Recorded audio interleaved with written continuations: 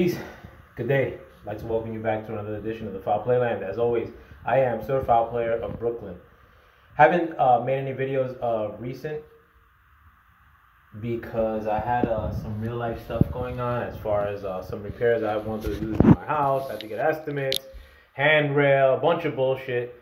But I'm back now, and I actually made a short video regarding the topic that I'm talking about today, which is the potential Vladimir Putin Tucker Carlson interview, which is not potential any longer. Now it's actually gonna go down later on today in about 30 minutes after the posting of this video.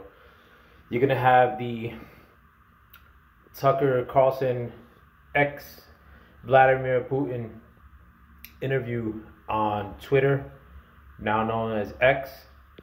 And I think it's actually a good thing. Since the last time I heard about this interview, as far as it being a rumor, was when a lot of other people also heard about it being a rumor as well. There was a potential interview that was going to happen between those two parties, and Tucker Carlson and Putin. And now that it is happening, and being that some time has elapsed from the time that this was a rumor till now, I feel more comfortable making a video regarding the reaction to just the potential of an interview between those two.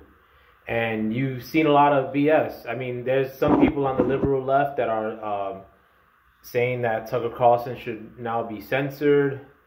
Some people are saying that his I think one of the old heads of the EU mentioned about Tucker Carlson not being able, or suggesting that Tucker Carlson shouldn't be able to travel into the European Union. Like anybody wants to see the European Union nowadays, with the amount of degenerates that are swimming into the European Union, similar to the Americas. So I mean, there's not much disparity there. You also have some people suggesting that Tucker Carlson shouldn't be allowed back into the country. And this is all coming, by and large, from the liberal media. You know, and if you guys aren't aware, the Constitution allows for freedom of speech. And in one of the ways that that's enacted most is through the media. So just because this person in Tucker Carlson wants to interview Vladimir Putin, all these people on the liberal left, particularly the members of the media, which are working hand in hand with the government in 2024, as far as parroting things that are popular with the mass media, with the government, they're all hand in hand nowadays. The liberal media, especially, you can put some of the conservative media in there as well, but not as bad. But the liberal media works hand in hand with the powers that be. And they don't even try to hide that delineation any longer. But to have it to where you're suggesting somebody shouldn't be allowed access back into their country because of a simple sit down with a world leader, it's ridiculous. But the liberal left gets more ridiculous as time elapses, and you guys all know that if you're subscribed to this channel. And in terms of some members also within the media mentioned that they've been trying to get interviews with Putin since the invasion of Ukraine by Putin's country, Russia.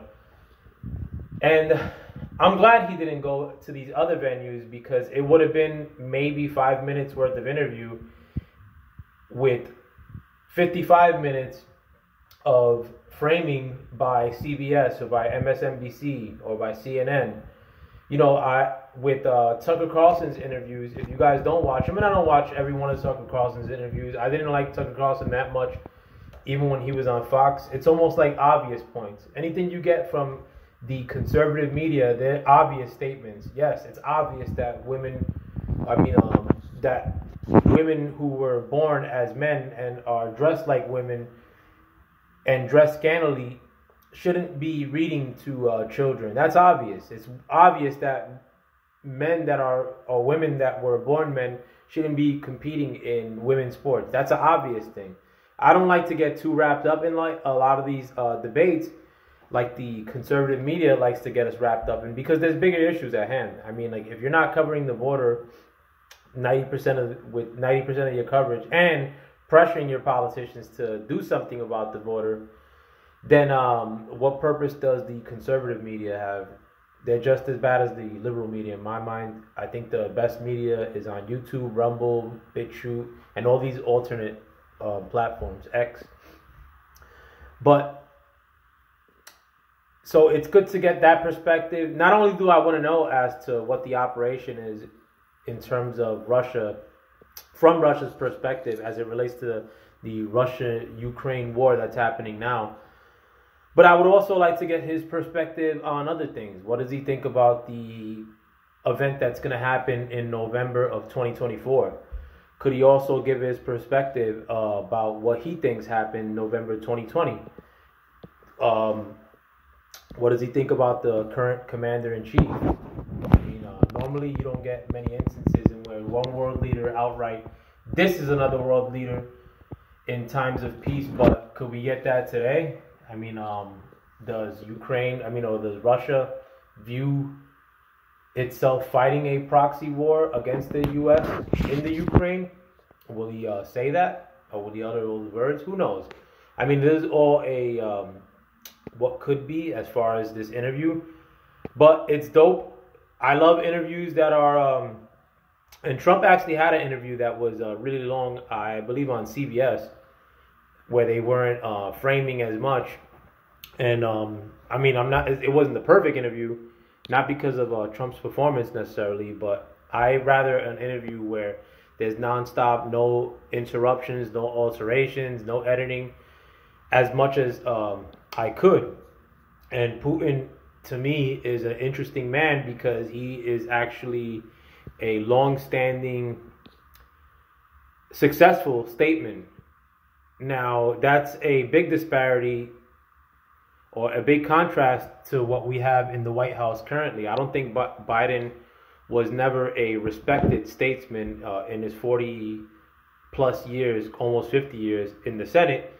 And I don't think I especially don't feel that he's a good statesman at this current juncture. And that's putting it nicely as the President of the United States. Joe Biden's performance, I mean, is getting panned nowadays by liberals. I mean, so it got to be bad. And so will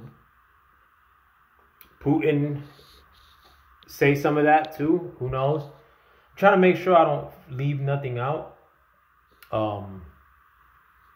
And also too, this is coming against the backdrop of the Senate trying to pass a bill which would give $60 billion worth of money to Ukraine alone, I believe, as a standalone bill, separate from a border bill. They're trying to finance that as we speak. I think 17 senators or congressmen defected and sided with the Democrats in the funding. It was just something I read today. I've been running around today a lot too. So if what I just said is wrong, you'll forgive me, hopefully. But I'm going to see if I could come on live after the interview. I'm not going to watch it live because me and my wife are going to take a walk now. And there's a Knicks game on regular TV, free TV. And since I don't have cable, it's one of the only times that I get to watch the Knicks live. So I'm going to probably be doing that. And the Knicks made a trade, so I want to see that, like what they say about it. That'd be cool. But I may go live later this evening to discuss the Putin interview. Otherwise, I'll talk about it tomorrow with you guys, the aftermath, if you will. In addition to other stuff that's happening that I haven't reported since I was last on. But I hope you guys have a wonderful night. Maybe if you guys watch this interview,